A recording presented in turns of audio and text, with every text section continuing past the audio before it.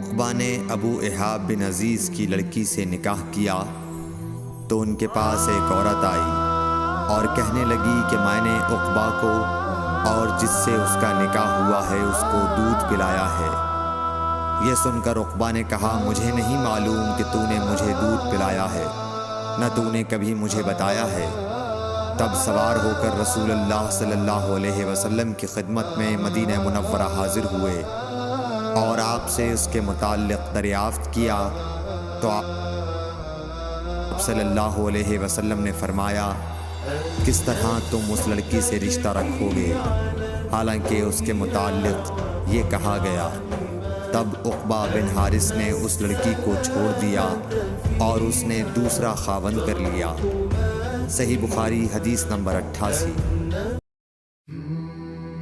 حضرت عمر سے روایت ہے کہ میں اور میرا ایک انصاری پڑوسی دونوں اطراف مدینہ کے ایک گاؤں بنی امیہ بن زید میں رہتے تھے، جو مدینہ کے پورب کی طرف بلند گاؤں میں سے ہے۔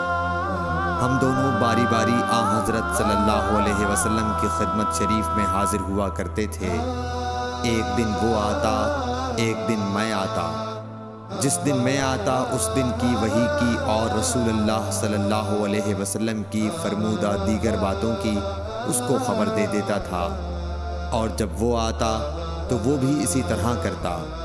تو ایک دن وہ میرا انصاری ساتھی اپنی باری کے روز حاضر خدمت ہوا۔ جب واپس آیا تو اس نے میرا دروازہ بہت زور سے کھٹکھٹایا اور میرے بارے میں پوچھا کیا عمر یہاں ہیں؟ میں گھبرا کر اس کے پاس آیا۔ وہ کہنے لگا کہ ایک بڑا معاملہ پیش آ گیا ہے، یعنی رسول اللہ صلی اللہ علیہ وسلم نے اپنی بیویوں کو طلاق دے دی ہے۔ پھر میں اپنی بیٹی حفصہ کے پاس گیا، وہ رو رہی تھی۔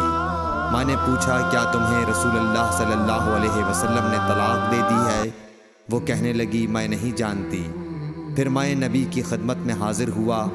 میں نے کھڑے کھڑے کہا کہ آپ نے اپنی بیویوں کو طلاق دے دی ہے؟ آپ صلی اللہ علیہ وسلم نے فرمایا نہیں، یہ افواہ غلط ہے۔ تب میں نے تعجب سے کہا اللہ اکبر، اللہ بہت بڑا ہے۔ صحیح بخاری حدیث نمبر 89۔ ایک شخص حزم بن ابی کعب نے رسول اللہ کی خدمت میں آ کر عرض کیا یا رسول اللہ، فلاں شخص معاذ بن جبل لمبی نماز پڑھاتے ہیں، اس لیے میں جماعت کی نماز میں شریک نہیں ہو سکتا، کیونکہ میں دن بھر اونٹ چرانے کی وجہ سے رات کو تھک کر چکنا چور ہوتا ہوں اور طویل قرات سننے کی طاقت نہیں رکھتا۔ ابو مسعود راوی کہتے ہیں کہ اس دن سے زیادہ میں نے کبھی رسول اللہ صلی اللہ علیہ وسلم کو وعظ کے دوران اتنا غضبناک نہیں دیکھا۔